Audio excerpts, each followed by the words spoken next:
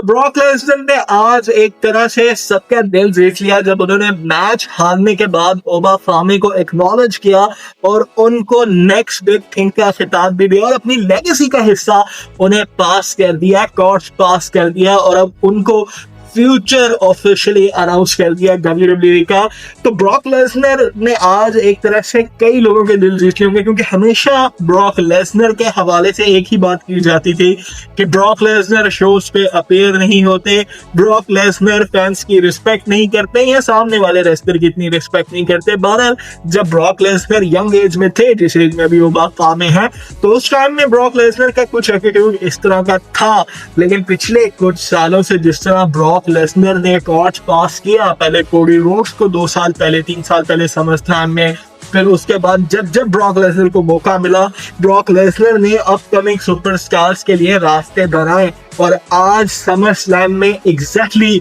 Brock Lesnar ने वो किया जो हम लोग भी शायद एक्सपेक्ट नहीं कर रहे थे कि माइक्रोफोन के ऊपर, यानी कि फोन को पकड़ के, माइक को पकड़ के ब्रॉक लेसनर ने ऑफिशियली क्राउड के सामने, अपने होम टाउन के सामने ओबा फामी को नेक्स्ट बिग थिंग डिक्लेयर किया। ये एक हिंट है कि ब्रॉक लेसनर इस बिजनेस से कितना प्यार करते हैं, कितना इसको पसंद करते हैं। लेकिन जो बड़ा क्वेश्चन अब राइज हो रहा है वो ये है कि क्या ये ब्रॉक लेसनर के लेजेंडरी करियर का फाइनली आखिरी मैच था, यानी कि लास्ट चैप्टर था। जो चीजें हमने रेसलमेनिया में देखी, ब्रॉक लेसनर की रिटायरमेंट वाला सारा सिनेरियो, फिर ब्रॉक लेसनर वापस आए, लेकिन सब रूमर्स जो थे वो हिंट कर रहे थे कि समर स्लैम वो जगह होगी जहां ब्रॉक लेसनर अपने करियर को एंड करेंगे। क्या ये ब्रॉक लेसनर के करियर का आखिरी मैच था? तो पॉसिबली इसका जवाब है शायद नहीं, क्योंकि ब्रॉक लेसनर ने ओबा फामी को नेक्स्ट बिग थिंग तो डिक्लेयर किया, इमोशनल मोमेंट था,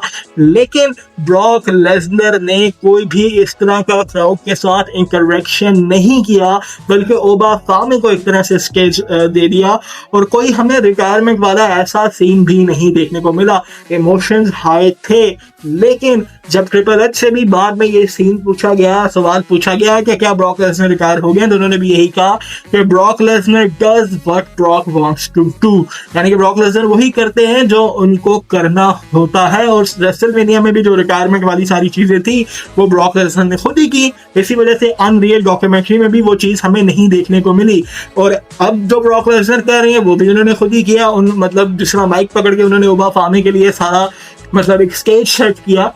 तो ब्रॉक लेसनर वही करेंगे जो उनका दिल करेगा और प्रोबेबली कहीं ना कहीं ब्रॉक लेसनर अभी भी रेसलिंग करना चाहते होंगे, इसी वजह से ब्रॉक लेसनर रिटायर नहीं हुए और इस चीज के अब हाई चांसेस हैं कि नेक्स्ट ईयर रेसलमेनिया 43 में हम ब्रॉक लेसनर द बीस्ट इनकॉर्नर को दोबारा रेसल करते हुए देखें। हो सकता है इससे पहले भी कुछ ब्रॉक लेसनर वापस आके करें, लेकिन रेसलमेनिया नेक्स्ट ईयर जो है वो हाई चांसेस हैं कि ब्रॉक लेसनर रेसलमेनिया में कंपीट करें। प्रोबेबली एक अच्छा साइन है उन सुपरस्टार्स के लिए, उन्होंने उन अपकमिंग सुपरस्टार्स के लिए जो ब्रॉक लेसनर के साथ रिंग में उतरना चाहते हैं।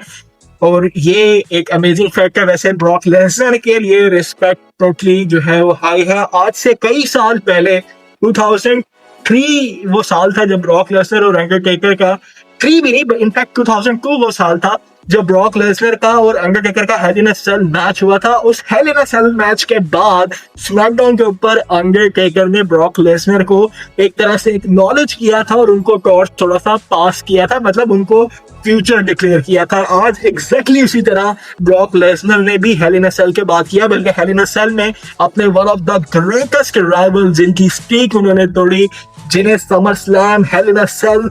Probably one of the biggest feud Brock Lesnar के करियर की जो रही थी वो अंडरटेकर के साथ थी। और आज समर स्लैम में उन्होंने हेल इन अ सेल में, यानी कि वो 2 जगह जहां अंडरटेकर डोमिनेट करते थे, summer slam, hell in a cell, वहां अंडरटेकर को इस तरह का ट्रिब्यूट भी ब्रॉक लेसनर ने दिया टूम्बस्टोन लगाकर। लेकिन फिर ओबा फामी ने टूम्बस्टोन का बदला अपना वॉल ऑफ ग्रेस से लिया और वॉल ऑफ ग्रेस लगाने के बाद ओबा फामी ने पिन कर दिया था ब्रॉक लेसनर को। तो प्रोबेबली अभी भी होप्स हैं कि ये लेजेंडरी सुपरस्टार हमें दोबारा रेसल करते हुए दिखाई देंगे। आप लोग क्या ब्रॉक लेसनर को दोबारा रेसल करते हुए देखना चाहते हो कि नहीं, मुझे कमेंट बॉक्स में जरूर बताना। और इस मोमेंट के बाद जो ओबा फामी के साथ ये जबरदस्त फ्यूड थी ब्रॉक लेसनर की, इसके बाद आप लोगों का क्या राय है ब्रॉक लेसनर के लिए? जो लोग कई ब्रॉक लेसनर को हेट भी करते थे, क्या उनके लिए रिस्पेक्ट, उनके ब्रॉक लेसनर के लिए रिस्पेक्ट थोड़ी बहुत अर्न कर सके ब्रॉक लेसनर आप लोगों की कि नहीं, मुझे कमेंट बॉक्स में जरूर बताइएगा।